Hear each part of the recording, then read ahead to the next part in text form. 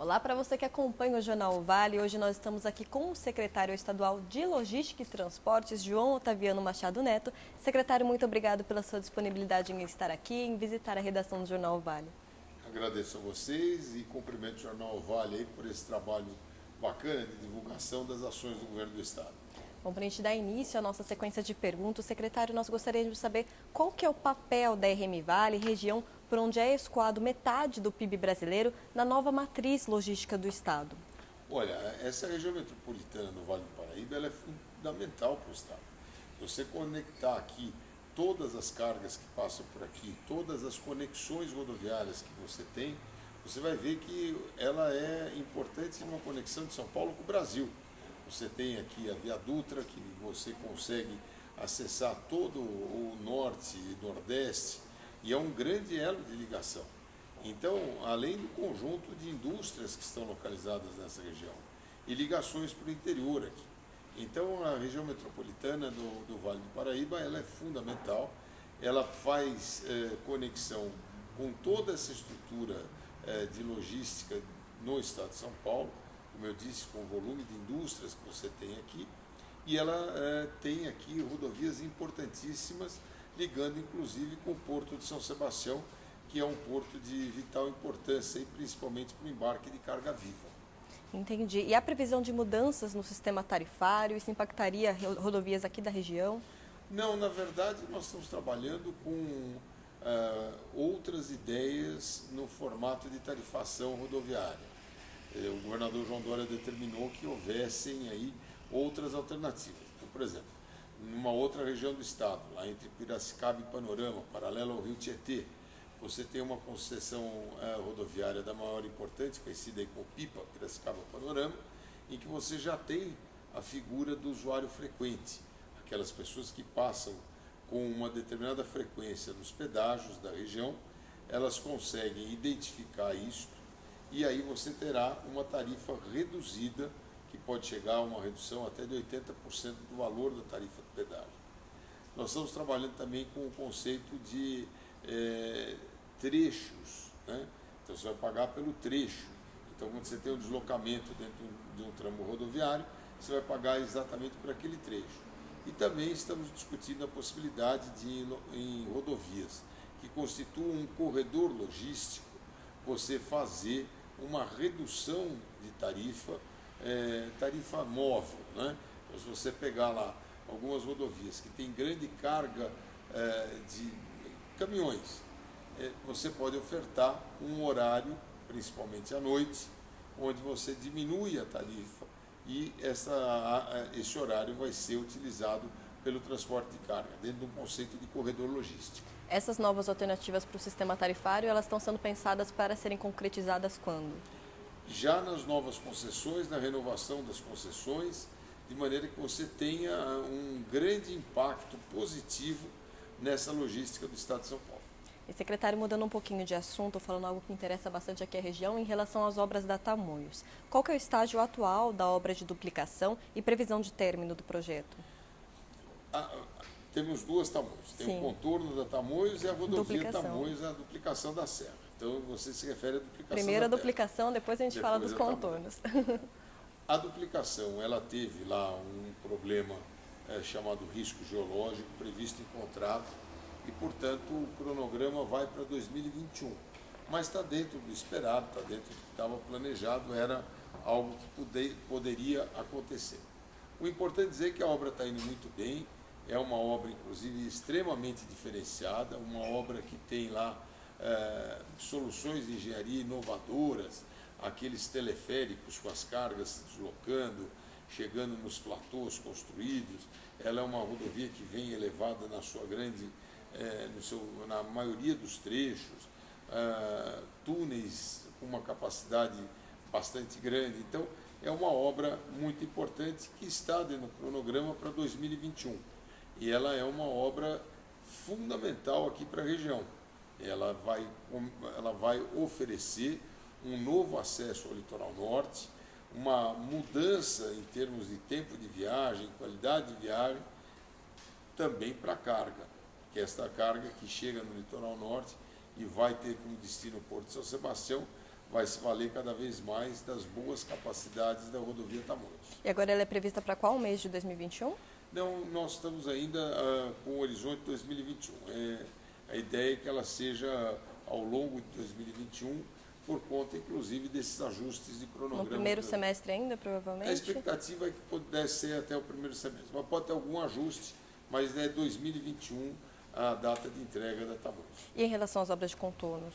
Contornos, nós vamos retomar as obras, o governador João Dória determinou a retomada imediata das obras, nós passamos esse ano aqui fazendo as análises, os ajustes com as construtoras que deixaram as obras, tiveram seus contratos rescindidos, então nós estamos trabalhando agora na parte jurídica desse arranjo, a parte técnica já está definida, então tão logo a gente resolva o arranjo jurídico, isso deve acontecer agora no primeiro semestre de 2020, nós vamos retomar as obras da Tamoios. É uma obra fundamental, porque, como eu disse, ela se conecta com a rodovia Tamoios e, fundamentalmente, vai aliviar o trânsito no sentido de Caraguatatuba e trazer uma grande alternativa de chegada de carga ao Porto de São Sebastião. E, secretário, a atual administração tem algum projeto de duplicação da Oswaldo Cruz, ou pelo menos dos trechos mais críticos da rodovia? Não tem. A Oswaldo Cruz tem um problema. A duplicação dela implicaria em discussões ambientais bastante grandes. O que nós vamos fazer com a Oswaldo Cruz, e já começamos a fazer, é melhorar a operação da Oswaldo Cruz. Então, por exemplo, a Oswaldo Cruz tem curvas em que o ônibus às vezes não consegue fazer, precisa dar uma marcha ré, fazer um arranjo local. Então, nós estamos trabalhando com correções geométricas na Oswaldo Cruz, mudando alguma sinalização da Oswaldo Cruz e criando, principalmente agora no verão, para a Operação Verão, uma operação mais intensa. Significa o quê? Mais viaturas do DR na região, apoio da Polícia Rodoviária, orientação e restrição de caminhões na rodovia, para que você possa aumentar a fluidez, a criação de faixas reversíveis, quer dizer, a operação dela é que vai ser a grande implantação. No mesmo formato, nos moldes que tivemos aqui durante o inverno, a Operação Montanha, na chegada a Campos do Jordão, na SP-123. Tivemos uma boa operação e agora nós vamos replicar isso aqui no Oswaldo Cruz. E, secretário, ainda no litoral, há algum projeto para reforço ou investimento na melhoria das balsas que operam entre São Sebastião e Ilhabela? Com certeza, isso já foi feito. Ao longo desse ano, houve uma mudança no formato da manutenção, passamos a ter manutenção 24 horas, foram reformadas 8 embarcações ao longo desse ano, tivemos aí condição de colocar mais uma balsa, aliás, mais uma lancha para passageiros entre São Sebastião e Ilhabela, teremos agora a segunda lancha para passageiros entre São Sebastião e Ilhabela, e o aumento da capacidade dessas balsas na medida em que eu tenho a retirada do pedestre. Você sabe que quando entra o pedestre na balsa, eu tenho que ter uma faixa de restrição. Isso ocupa mais ou menos 25% a 30% da capacidade da balsa. Então aumenta a fila. Na hora que eu tiro o pedestre, coloco ele na lancha, eu dou 100% de carga para os carros na balsa. Então isso também nos ajuda bastante a aumentar a frequência. Qual é a grande demanda, principalmente aqui em São Sebastião e Ilhabela? É o volume de balsas. Tem que ter embarcações fazendo direto essa travessia para que você alivie as filas. Também, do lado das filas, nós estamos reorganizando a questão das filas, dando maior conforto para as pessoas que vão ficar ali na fila. Qual é o maior conforto? Informação, os painéis de mensagem variável, a própria condução da fila, pontos de apoio. Nós já tivemos isso no verão. Pontos de apoio, por exemplo, para crianças, a mãe sair do carro com a criança, ter lá um local para, inclusive, trocar as crianças, um apoio às famílias, banheiros, quer dizer, mas a ideia é que a gente tenha uma melhor performance. Uma boa notícia, os controles internos da DERSA nos dão conta de que houve uma percepção do usuário de uma melhora do sistema. Então nós temos lá uma pontuação bastante elevada para redução do tempo de espera de embarque e depois uma percepção bastante boa na melhora da qualidade das embarcações. Então isso nos dá uma tranquilidade de que o caminho é esse. Ora, vem o verão agora, você sabe que tem sempre um volume muito grande de pessoas que vão para Ilhabela e, portanto, essas embarcações precisam funcionar bem. E nós estamos trabalhando para que elas funcionem bem. A Dersa está empenhada nisso. Pode ter certeza que nós vamos ter uma boa performance aí na Operação Verão. E, secretário, neste ano o governo federal publicou um decreto que qualifica o Porto de São Sebastião para ser desestatizado. Em viagem à China, o governador João Dória também afirmou ter destacado o potencial do porto para chineses. O local deve passar por alguma mudança? Recebeu algum tipo de proposta? Pois é, essa é uma boa notícia. O Porto de São Sebastião faz parte do Plano Nacional de Privatização dos Portos. Há um estudo dele fazer uma privatização conjugada com o Porto de Santos. Isso no nível federal está sendo discutido. O ministro Tarcísio Gomes de Freitas, que coordena isso, teve uma reunião com o governador João Dória, em Brasília, o vice-governador Rodrigo Garcia estava junto também, e nós pudemos discutir essa questão do Porto de São Sebastião. Então, o Porto de São Sebastião deve participar desse processo. O Porto de São Sebastião é um porto muito importante, é o maior embarque de carga viva do Brasil. E ele tem aqui também uma característica muito importante para a indústria do vidro. Ela se vale muito do Porto de São Sebastião. Então, nós temos certeza de que esse modelo de privatização vai ajudar muito o Porto, vai trazer mais investimento, a atratividade dele é grande, é um porto que tem uma grande capacidade. O que falta para São Sebastião é a ferrovia. Se São Sebastião tivesse uma ferrovia chegando no porto, ele seria, sem dúvida nenhuma, um porto ainda mais competitivo. Nós estamos tentando chegar com a operação do porto hoje em alguma coisa parecida com 1 milhão de toneladas ano. Devemos bater esse ano na casa dos 850 mil toneladas. Houve já um crescimento bastante importante do porto. Mas ele ainda, em relação ao Porto de Santos, é pequeno. O Porto de Santos opera com 135 milhões de toneladas ano. Mas a grande restrição dele é que é só carga rodoviária.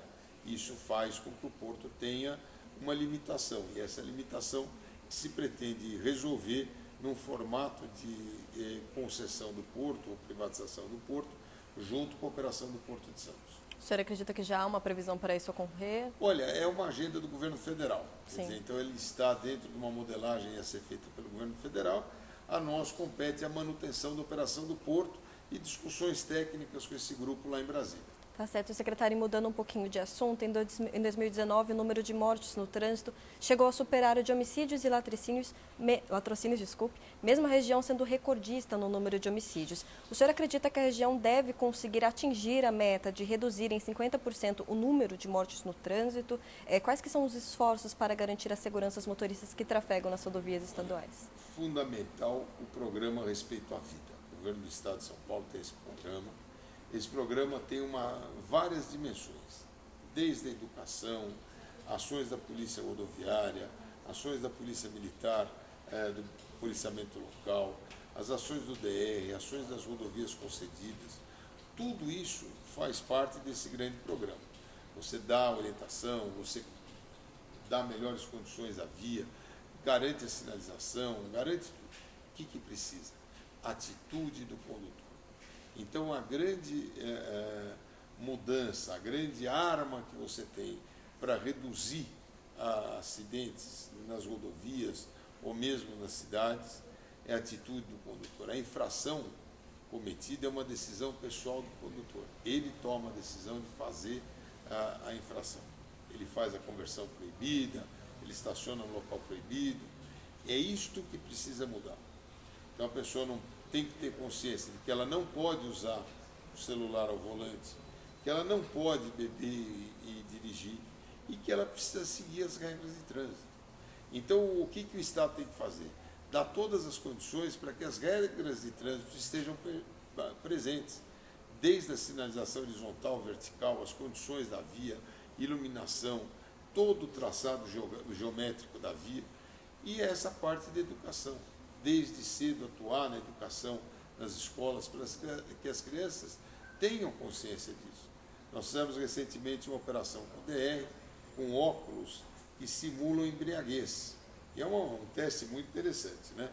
Todo mundo fala, não, também só uma cervejinha, não muda nada, muda tudo. Porque muda o teu tempo de prontidão e o teu tempo de resposta. Então, quando a criança põe um óculos que equivale mais ou menos a uma lata de cerveja, eu duvido que você consiga pegar um lápis na mesa na primeira vez. Por quê? Porque mudou a tua percepção de profundidade, o teu senso de lateralidade e a tua percepção da reação, da prontidão. Então, tudo isso faz parte do processo educacional. Foi muito interessante. O DR nas escolas é um excelente programa que a gente tem procurado fazer em todas as cidades. Então, essa questão da educação é fundamental. Mas eu volto nesse ponto. A atitude do condutor é que define. Você imagina o sujeito numa rodovia, 100 km por hora, ele resolve passar uma mensagem no seu dispositivo móvel, lá no seu celular, ele vai digitar uma mensagem. O que acontece quando ele levar lá 10 segundos para ler uma mensagem, esse movimento dele fazer a leitura da mensagem e olhar aqui? Ele já andou 60 metros, já andou 80 metros, dependendo da velocidade dele, e ele não viu a estrada, e ele pode gerar um grande acidente. Conversar no celular, não tem problema. Imagine você estar no celular, você está ali prestando atenção na conversa, prestando atenção no trânsito. A conversa aqui fica mais tensa, você se envolve com a tensão da conversa, a sua reação imediata no trânsito. A frenagem, a aceleração, você perde a atenção com as condições aí de dirigibilidade. Então, esse é o grande elemento para reduzir a acidentalidade, né? Colocar os dispositivos de controle, que é a parte do Estado, e orientar o cidadão para que a atitude dele, o exercício da cidadania, seja a grande arma de combate à infração no trânsito e combate a essas irresponsabilidades que se cometem ao dirigir veículos em alta velocidade, fazer conversões proibidas em estrada e tudo mais. Mas é uma meta a ser atingida e o programa Respeito à Vida está trabalhando forte nisso. Tá certo, secretário. E o projeto do trem Intercidades deve começar por Campinas, com obras previstas para janeiro de 2021. Quando é que esse projeto começa a sair do papel aqui para a nossa região e como é que deve funcionar aqui? O grande ponto é iniciar o projeto lá em São Paulo, Campinas. Por que eu digo isso? Porque ele consegue reordenar a questão jurídica, legal dos trilhos. Então, entre São Paulo e Campinas, você já tem trem de passageiro da CPTM chegando até Jundiaí. Depois, na hora que você tem um rearranjo dos trilhos para segregar a carga entre São Paulo e Campinas, você resolve isso. Mas isso depende do quê? De uma negociação com o ente federal, com o Ministério da Infraestrutura, que ele é o regulador do transporte terrestre. A Agência Nacional de Transporte Terrestre, a ANTT, ela que regula isso. E ali você tem a chegada das ferrovias com carga. Então, resolvido esse arcabouço jurídico, você tem um espaço para iniciar outras discussões. O governador já determinou que o trecho São Paulo-São José dos Campos já faça parte dos estudos. Então, isso já começou. Você já tem aí equipes da Secretaria de Transportes Metropolitanos, que é a secretaria do meu colega Alexandre Baldi, cuidando desse projeto. Vocês vão ter uma boa notícia em breve aqui, porque ele é um projeto que faz parte das prioridades do governador João Dória. Então, o senhor acredita que ainda em 2021 deve ser apresentado algum... Com certeza vocês vão ter aqui uma apresentação desse projeto, porque eu disse o seguinte, o imbróglio jurídico de resolver isso foi resolvido entre São Paulo e Campinas. Então, agora é aplicar esse modelo para cá e você conseguir rapidamente criar as condições para esse trem de passageiros entre São Paulo e São José dos Campos. O senhor poderia apresentar para nós, tem alguma previsão de quantas estações devem ter? Não, porque ainda o projeto em si ainda precisa de um refinamento. O importante agora é o conceito jurídico-administrativo que libere os trilhos para você fazer isso. Como eu disse para você, isso resolveu lá em São Paulo e Campinas, uma concessionária, Parrum. Aqui é MRS. Então a discussão agora, o que aconteceu lá, vai acontecer aqui. Eu posso garantir para o senhor o seguinte, as duas concessionárias, Rumo e MRS, estão com extrema boa vontade para que isso aconteça. Exatamente sobre isso que eu ia perguntar agora, como que está a negociação para a renovação antecipada do contrato com a MRS, com a inclusão de transporte de passageiros no contrato? Você acompanhou provavelmente a semana passada, semana retrasada, aliás, no Tribunal de Contas da União houve o voto pela liberação da renovação antecipada da Rumo. Então, isso já abriu as portas para a negociação antecipada da MRS. E aí, nessa negociação, vem as obrigações de fazer para liberar os trilhos, para que você possa operar a linha de passageiro. O país abriu mão, há décadas atrás, do transporte de passageiro ferroviário, houve um grande foco em transporte de carga, e hoje você precisa retomar o trem de passageiro, que é uma grande necessidade e uma grande alternativa de deslocamento entre polos como São José dos Campos e São Paulo. Outro projeto que partiu de iniciativa do governo estadual, esse ainda em 2015, foi o Trivale, que faria um sistema de transporte intermunicipal rápido por ônibus entre 6 cidades aqui da região. Qual que é a atual situação desse projeto, secretário? Olha, é um projeto que está sendo tocado também pela Secretaria de Transportes Metropolitanos. Eu sei que o nosso secretário Alexandre Baldi está cuidando desse projeto. Ele tem lá diversas conexões metropolitanas, né, que você faz com que você possa articular esses municípios. Eu não tenho detalhes do projeto, mas posso garantir a você que o Baldi é muito competente e está tratando desse projeto aí, e acho que você vai ter boas notícias também com a evolução dessa grande integração metropolitana que está sendo feita no estado de São Paulo. Bom, e outro desejo do governador João Dória, esse afirmado ainda em campanha, seria a privatização do aeroporto de São José. Em que pé que está esse projeto? Para quando que é previsto? Então, o aeroporto de São José dos Campos, nós estamos ainda discutindo com o governo federal, porque o governo federal entende que ele tem lá um papel na malha federal. O que houve foi a estadualização do aeroporto de Guaratinguetá. Então, o aeroporto de Guaratinguetá entrou para o DAESP na malha estadual. O de São José dos Campos, como você ainda tem a questão da aeronáutica operando no mesmo aeroporto, a base aérea ali, ele tem uma discussão com o governo federal. Ele tem uma característica que o governo federal entende que ela é mais próxima da modelagem do governo federal do que da nossa modelagem de privatização. De qualquer maneira, isso tem sido discutido com o secretário nacional da Aviação Civil, o Dr. Roney, onde estive com ele lá em Sorocaba, inaugurando a torre de controle do aeroporto de Sorocaba, que também deverá ser privatizado no bojo dos aeroportos estaduais, né? Mas o de São José dos Campos, especificamente, ele ainda requer aí uma ação, ou ele será colocado dentro do pacote federal. O fato é que ele é um aeroporto muito importante e ele tem aí essa discussão, se ele faz parte de uma malha de privatização federal ou se ele será estadualizado. Por enquanto, ele é federal do ponto de vista desse estudo que está sendo feito. Bom, e um projeto já lançado é relativo às estradas vicinais. Como que o programa será benéfico na região e em qual fase que ele se encontra? Olha, o programa é fundamental, eu diria, para o Estado. Por quê?